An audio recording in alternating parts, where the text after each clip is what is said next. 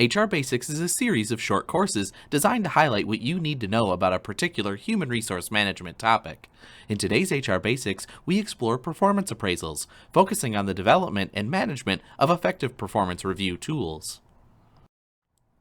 Strong performance appraisals are the backbone of effective performance management, so let's start with a couple of definitions. First, performance management refers to the processes that ensures an organization connects mission with the work of employees. Outcomes of effective performance management include clarifying job responsibilities and expectations, enhancing individual and group productivity, developing employee capabilities through effective feedback and coaching, driving behavior to align with an organization's values, goals, and strategies, providing a basis for making human resource decisions, and improving communication between employees and managers. Performance appraisals, also known as performance reviews, guide the process of determining how well employees do their jobs relative to a standard and communicate that information to them. Performance appraisals ensure effective outcomes of performance management are realized. For the purposes of this course, we'll look at the development and management of performance appraisals. By development, we mean the process of creating performance appraisal tools, and by management, we mean the planning, organizing, and leading of performance appraisals. So let's start with development.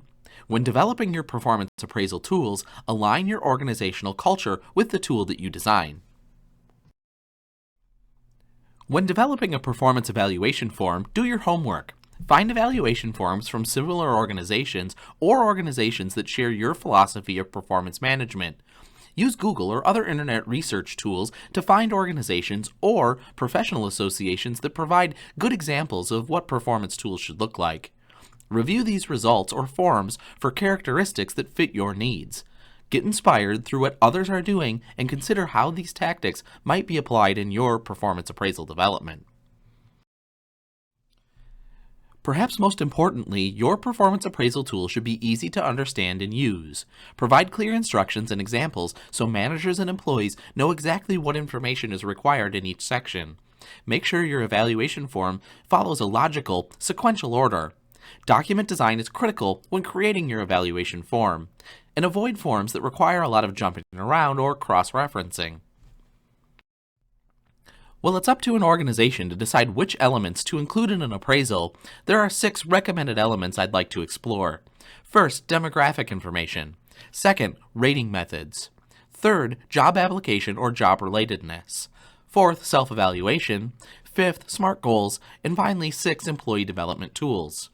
These standard elements will create a user-friendly and useful appraisal tool for your organization. Let's take a look at each. Your performance tool should include demographic information about the employee, people manager, assessment period, and other pertinent information to make the performance management process run smoothly. While a plethora of research and data exists about the usefulness of ranking scales and methods, the following is a simple summary of 2 popular methods available for your performance appraisals. First, a graphic rating scale, which is a scale that allows a rater to mark an employee's performance on a continuum. I recommend no more than a 5-point scale. Second, behaviorally anchored rating scales, which are scales that describe specific examples of job behavior, which are measured against a performance scale. Again, no more than 5 points. As no single method is best for every situation, a method used in a combination of approaches might be the best solution for you.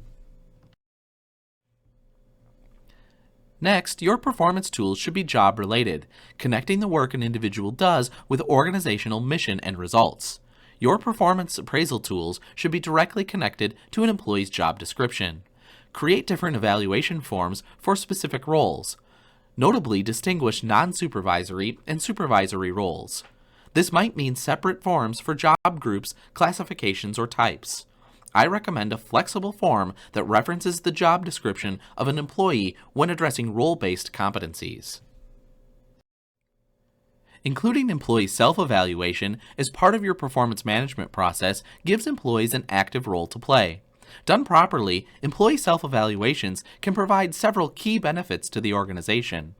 Rather than simply being a recipient of feedback from their manager, the employee is given a voice and can inform and shape their performance appraisals and ratings. This active participation helps them be more engaged with both their performance and the review process overall.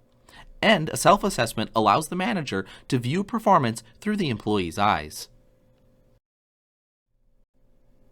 Include space for an employee and people manager to develop and assess performance-related goals.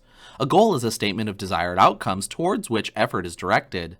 I believe that well-defined goals are among the most effective communication tools available to any leader in the performance management process. So consider using SMART criteria to craft your goals. To make your goal SMART, it needs to conform to the following criteria, the SMART criteria. First, a specific goal is clear, unambiguous, and focuses on one topic area. It can be communicated to others without confusion because it's well-defined and easily understood. A measurable goal has a definable endpoint that's quantifiable through numbers or percentages that can easily be measured. An achievable goal is a goal that's possible to accomplish. A relevant goal is one that helps you achieve your desired performance outcome, and it's important to you and the organization. Finally, a time-based goal is a goal that has a scheduled completion date. For employees, a performance appraisal can be the primary source of information and feedback from a people manager. By identifying employee strengths, weaknesses, potentials, and training needs through the performance appraisal feedback process, supervisors can inform employees about their progress, discuss areas in which additional training may be beneficial, and outline future development plans. Our second area of focus highlights the importance of managing your performance appraisal process through training, maintaining high standards of feedback, and strong documentation. Most performance systems can be improved by training supervisors in how to do performance appraisals.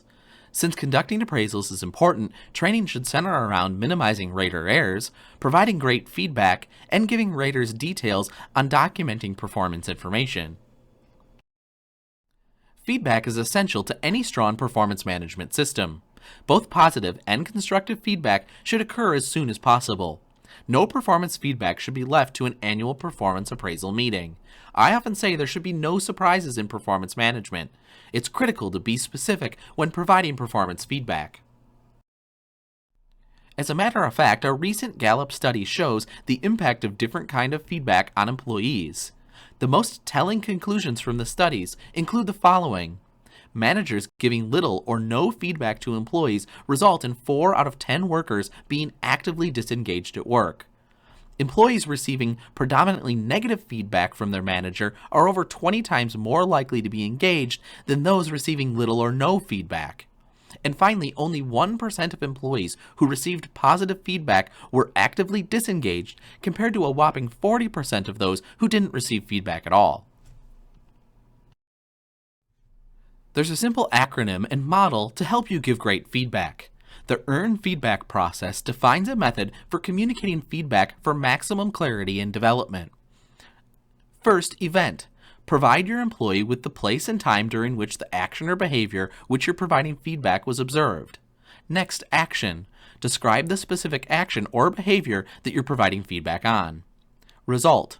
Explain the impact or consequence of the behavior or action. Finally, next steps. Provide a specific request to change or continue the identified action or behavior, or ask for ideas on how to move forward. HR professionals recognize that strong documentation is critical in performance management. Their challenge is to teach managers how to document performance issues in an appropriate manner. The purpose of documenting performance problems isn't just to protect the employer in the case that a worker files a lawsuit. It's also to show the steps that were taken to help someone be successful at work. Performance documentation must tell a story, rooted in fact, painting a descriptive picture of employee behavior with words.